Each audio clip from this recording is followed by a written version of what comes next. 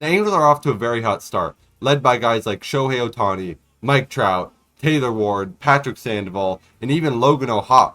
So could this be a different team? Could we see a very much better Angels team? Well, we don't know for sure, but we know right now that it is very positive in the Angels' favor. After the opening day loss, the Angels lost opening day 2-1 to the A's. That game was a little rough. We saw our usual from Ohtani just shutting the door down, shutout pitching.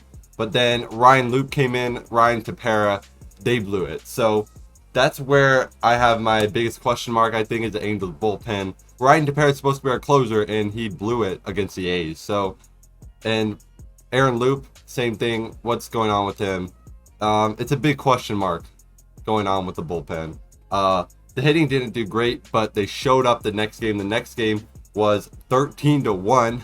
So the hitting completely went off. There's not much to say there besides the hitting was amazing. And Patrick Sandoval too. Patrick Sandoval looked really good in his start. So what I want to go into now is the Angels are led by, in basketball, they have big threes, right? They have big threes in basketball. The Angels sort of have two separate big threes going on. So let's look at the first three hitters on the Angels lineup. Taylor Ward, Mike Trout, Shohei Ohtani. I think, maybe a little biased, but I think this is the best 1-2-3 hitters in baseball. Taylor Ward already has 2 homers, 6 RBIs. He looks like he's going to have another great season. I think he could be in the running for an all-star. Mike Trout next. He's the best hitter in baseball. He's literally number one. Nothing else to say there. Shohei Ohtani is top 5. So you can easily say that this is the best 1-2-3 hitters in baseball. What worries me is number 4, cleanup hitter. Right now, Anthony Rendon is hitting cleanup, and he just been playing like a league average hitter the last few seasons. He just gave me another reason to be annoyed. Opening night, he got into an altercation with a fan. A fan was yelling slurs. A fan was yelling all these horrible things. And Rendon stood up for himself, stood up for the team, and approached the fan and told him to shut up or whatever. This is not what I think about it. I think that Rendon is being super immature. And what really happened is Rendon attacked a fan. Rendon assaulted a fan. He grabbed the fan by their shirt and then pushed them and tried to like slap them across the face. This is not something you see from a 10-year MLB veteran. This is something you see from like maybe a 20-year-old. And even that is embarrassing for them. Like for, a 30-year-old in the league to do this.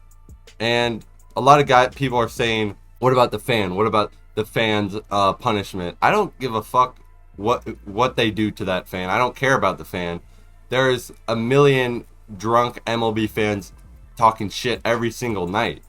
Who cares?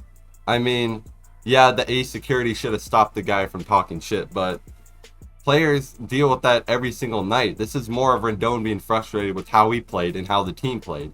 If the Angels won, Rendon wouldn't be doing that. If Rendon's been good, he wouldn't have been doing that.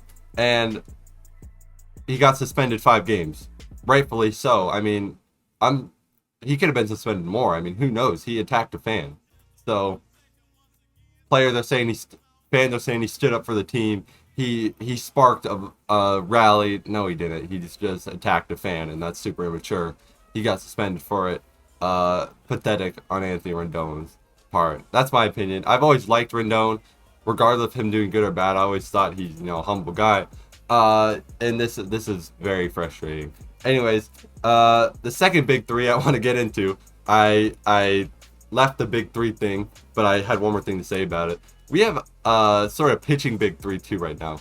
100% with Shohei Ohtani and Patrick Sandoval. I think Patrick Sandoval is maybe one of the best in the league this year. He looks really, really good.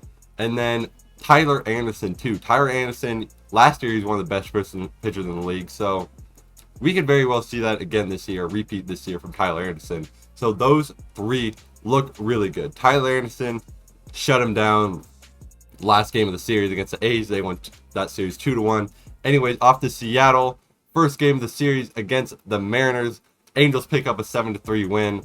And this is the first test because the Mariners, obviously a good team. Reed Detmers did so-so, but the lineup went off. Shohei Ohtani hit another homer. Taylor Ward hit another homer. So that big 3 like I've been talking about, they have 5 home runs already in the first 4 games. All 3 of them are hitting absolutely unreal. And then also we have a supporting cast at the bottom of the lineup now too. Before, we never had any support in the bottom of the lineup. Now we got Luis Rengifo putting up really good at bats. We got Gio Urshela, he's hitting the ball pretty well. Brandon Drury, he's hitting the ball well too. Yet to see it from Hunter Renfroe, but you know, I'm confident in him that he can pick it up. He's always been a really good hitter. And Logan O'Hoppe. Logan O'Hoppe has been really good so far. He's had a homer. He's had some, I think like 5 RBIs so far in the season, and he's going to be up there for Rookie of the Year. I really think Logan O'Hoppe is going to be a top guy for Rookie of the Year. His swing looks so good, and we need this guy so badly because before him we've had no catching help. We don't have anyone else basically besides him. Matt Thaiss, he's like a minor league player. Max Stassi sucks. So we need Logan O'Hoppe, and you know, if he does good, then that is amazing. And yeah, I may start doing these like post games, you know, post series kind of quick summaries for maybe some of you. You don't stay tuned to all of Angels baseball, so I'll try to condense it in like a quick 5-minute talking thing. So hopefully I did a good job there. So let me know what you think, and that is it. Thank you for watching.